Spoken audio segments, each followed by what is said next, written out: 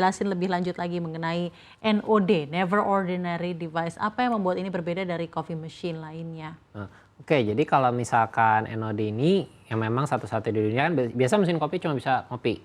Nah, kalau ini dengan satu mesin ini bisa bikin kopi, teh, jahe, jamu even di satu itu. Jadi ya multifungsi gitu. Mungkin kalau di rumah kan suaminya mau beli mesin kopi nggak dikasih istrinya, nah sekarang bisa. Karena Istrinya bisa bikin jahe juga, bisa bisa jahe, anaknya mau minum susu, minum apa gitu, dan kita ya kita tahu pasti kan orang tanya berapa harga mesinnya gitu. Kayak biasanya yang kaget ternyata cuma 1,9 sampai 2,9. Karena kita pengen memang semakin banyak yang pakai. Berarti spesifikasinya berbeda ya 1,9 sama 2,9 itu ya Mas? Iya, ada yang lebih simpel, ada yang lebih banyak fiturnya gitu.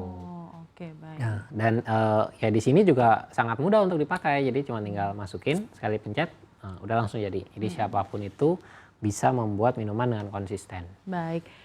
Mas, kita kan tadi juga memulai dialog ini dengan berita bahwa pertumbuhan ekonomi kuartal 3 ini tuh di 5,04%. Tapi memang banyak sekali data-data yang menunjukkan bahwa daya beli masyarakat, terutama konsumsi masyarakat itu masih belum pada level yang didambakan lah.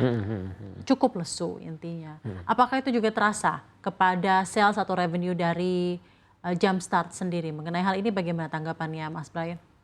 Ya kita memang selalu ngelihat data memang ada impact-nya. Jadi ya kita mungkin mulai mengganti kurasi. Jadi kan kalau dari mesin kita selalu memberikan variasi ya. Ada yang lebih affordable, ada yang mungkin seleksi yang lebih premium gitu. Dan kita memang melihat ada sedikit pergeseran, tapi ya kita masih percaya sih bahwa kedepannya masih positif juga. Oke, tapi untuk yang di perkantoran sendiri seperti apa kira-kira persentase porsinya untuk revenue Anda? Kalau sekarang masih oke sih ya, nggak gitu menurun.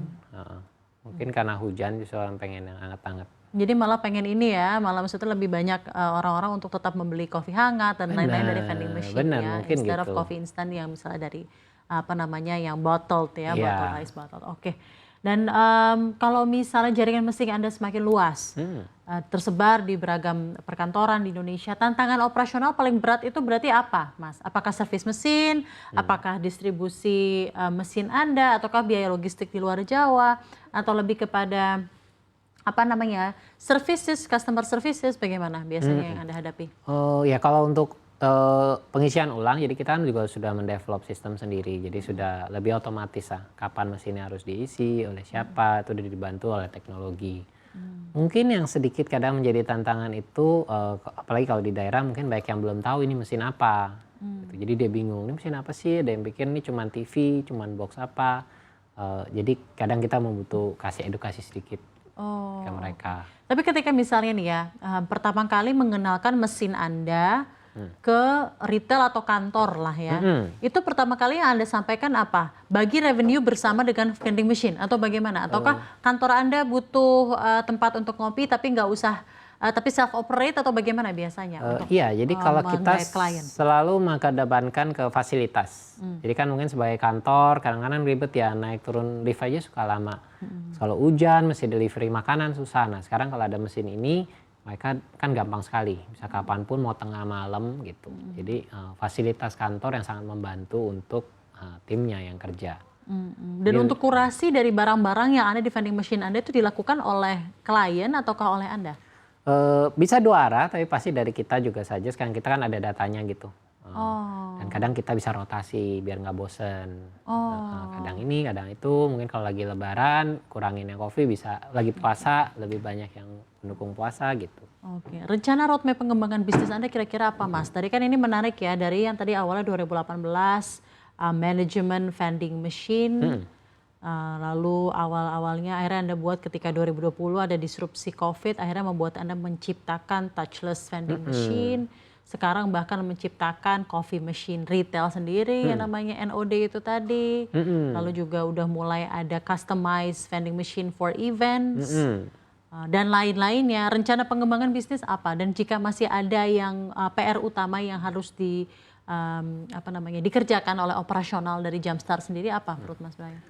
Kalau dari kita fokus pasti masih penambahan titik, karena masih sedikit sebenarnya jumlahnya kalau dibandingkan di luar negeri mungkin jutaan, kita masih ribuan. Jadi kita yakin Indonesia ini sebenarnya masih banyak potensi. Kedua ya masih tetap pengembangan produk pastinya, karena kita pengen mengkurasi lagi produk-produk yang di dalam biar nggak bosen, dan kita sebenarnya sangat open dengan pihak-pihak lain atau dengan UMKM yang pengen bisa kolaborasi mengenai produknya berbarengan dengan kita. Ya paling kalau dari kita ya masih banyak sih PR-nya ya, terutama dari pengembangan teknologinya. Kita bisa pengen memberikan pengalaman retail yang justru lebih seamless lagi, lebih gampang lagi, lebih customize lagi untuk setiap orang. Oke, untuk targetnya sendiri 2026 kira-kira seperti apa nih Mas Brian? 2026 kalau untuk vending machine kita pengen udah lebih dari 10.000 unit. Kalau untuk yang kapsul kita pengen di atas 20.000. Dan kita udah mulai explore nih kalau misalnya untuk yang kapsul bisa sampai ke internasional. Oke, dan itu harapannya memperluas pangsa pasar lagi lah ya. Benar, karena kita kan ya membawa Indonesia punya taste gitu ke dunia gitu. Nah, sekarang mungkin sebagai pertanyaan penutup di Consumer Reports, ini juga biasa jadi pertanyaan yang memang biasa kita tanyakan untuk pelaku industri ya di segmen ini. Aspirasi apa yang Anda ingin sampaikan mungkin kepada pemerintah agar bisnis Anda, terutama industri Anda lah, industri F&B tapi juga industri vending machine ya, ini bisa memiliki growth yang optimal lah dengan adanya dukungan, regulasi dan insentif dari pemerintah yang tentunya memberikan support tersendiri untuk perkembangan bisnis Anda. Ya mungkin kalau dari pemerintah yang kita bisa minta bantuan ada lebih kepada edukasinya gitu kan, karena ini kan lebih ke modernisasi ya. Jadi dulu kan ada implementasi QRIS itu sebenarnya sudah sangat membantu sekali untuk vending machine. Dan ya mungkin kalau misalkan vending machine ini kita pengen melihat selalu lebih dari sebuah mesin gitu. Makanya kita kalau misalnya bisa dikolaborasikan dengan pemerintah dan pemerintah justru menggunakan mesin ini sebagai wacana sarana baru untuk retail, kan bisa juga untuk menciptakan lapangan kerja, untuk membantu UMKM jualan produk di sini gitu. Jadi lebih ke sosialisasi dan. Tapi komunikasi yang terjalin seperti apa? Lewat apa biasanya perusahaan Anda menyampaikan aspirasi-aspirasi ini? Organisasi kah atau seperti apa? Ya kita juga ada kerjasama dengan beberapa kementerian gitu. Ya kadang kita juga menyampaikan aspirasinya gitu. Kita butuh mereka bantu menjembatani sih ke UMKM kah, ke lokasinya kah gitu. Barang-barang grow. Baik, Mas Brian, terima kasih banyak telah bergabung di Consumer Reports. Tentunya semakin sukses dan cuan selalu untuk Jumpstart.